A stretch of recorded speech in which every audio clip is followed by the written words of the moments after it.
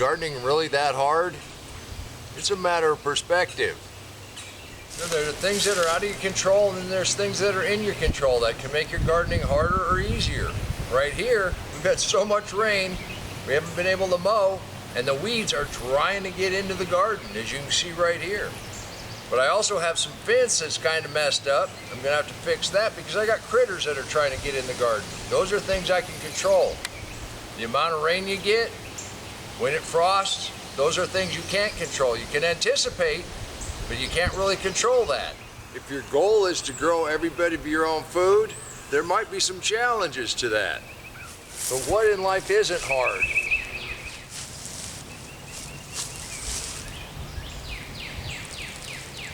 Just look at the worms. Now that's a worm. Thank you, buddy. Now, if your goal is just to supplement your dinner with some great tasting food, it's not hard. And sometimes you grab what you think is your cucumbers, plant next to the trellis, but after they get their true leaves, you find out you grabbed your okra. So, it's all perspective on whether this is hard or not. But I think we'll see if we can't move these. With as much rain as we've had, this is down here in the bog anyhow, so that's coming up easy. We'll go ahead and get this in where we just opened up that tray.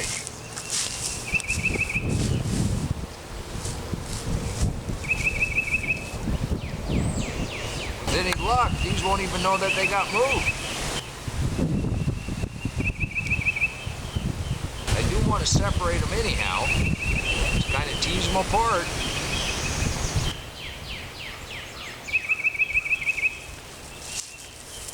We'll use these as a spacer. We'll plant stuff in between. And you know, on the internet, all these professional gardeners make it seem like it's so easy.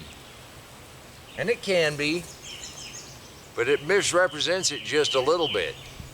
That's why when I started this channel, I wanted to show you from the beginning all the way through to harvest. What a wonderful thing to be doing on a Saturday morning. Transplanting some okra. Even seasoned gardeners make a mistake now and again, and that's how I learned. I made a bunch of mistakes, and I want you to be a successful gardener. So this is how I started this channel. I'm showing you everything that we do. I had a comment that my garden is functional, but it isn't very pretty. You know, I leave things laying around on purpose. That way you can gauge from episode to episode as plants grow. I'm not changing up things. I'm not doing any weird camera stuff. This is just what we do in this garden. The other thing we've done since we started this channel was invited you to send in photos of your garden so we could celebrate your successes and show just exactly what is possible in a garden.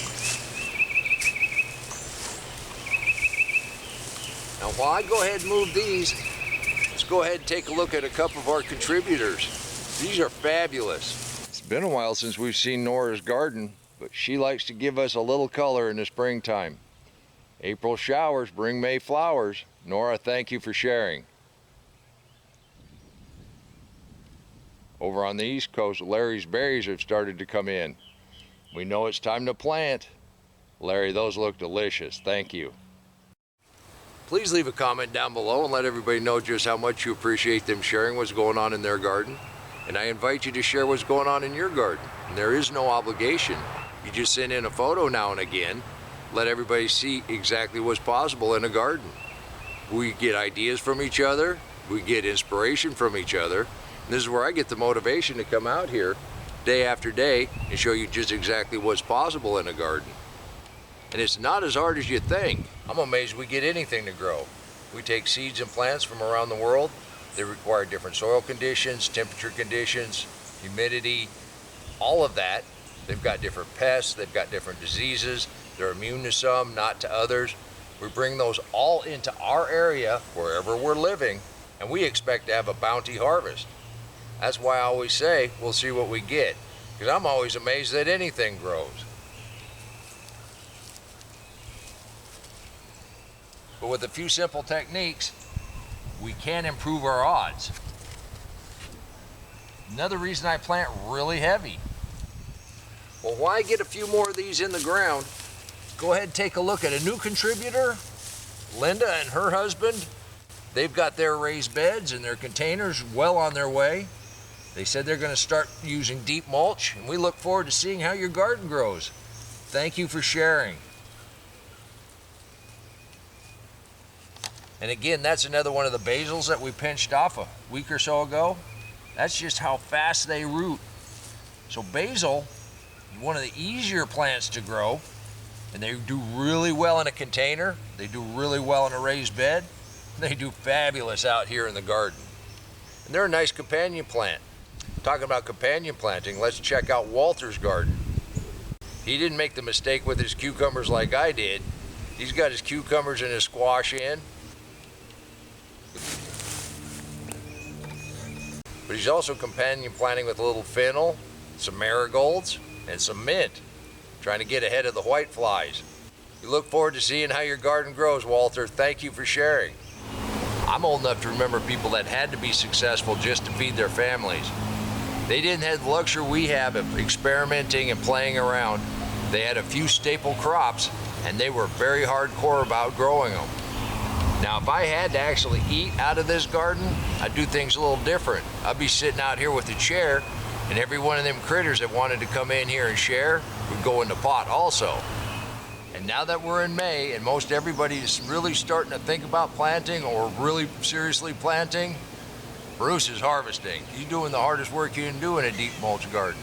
His tomatoes and cucumbers are coming in like mad. He even has okra. Bruce, thank you for showing us what to look forward to. Is gardening really all that hard? It's a matter of perspective. Now, if you're going to try to grow all of your own food, there might be a challenge or two. If you're trying to sell at the garden market, there might be a challenge or two. If you want some great tasting food to supplement your dinner, I think anybody can garden. It doesn't matter how much room you have. If you've got some basil or some radishes or some microgreens on your windowsill, that's gardening. If you just have a couple containers, that's gardening. Got a couple raised beds, you get a full deep mulch garden. But I am here to advocate the deep mulch. I believe it eliminates most of the issues that most beginning gardeners have. Even if you're a seasoned gardener like me, I'm a beginner when it comes to the deep mulch. This is my 7th year, and it's getting better every year. But I'm always amazed when anything grows. It's not my garden, I just tend it. If you'd like to find out more about why all of this works, and if any of my episodes hold any value to you, you wouldn't hurt my feelings if you picked up a copy of my book. There's a link down there somewhere. You can do this too. And until next time, remember, take care of yourself, take care of your family, and God bless you.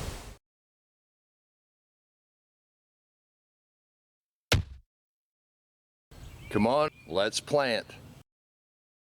Let's go plant garden.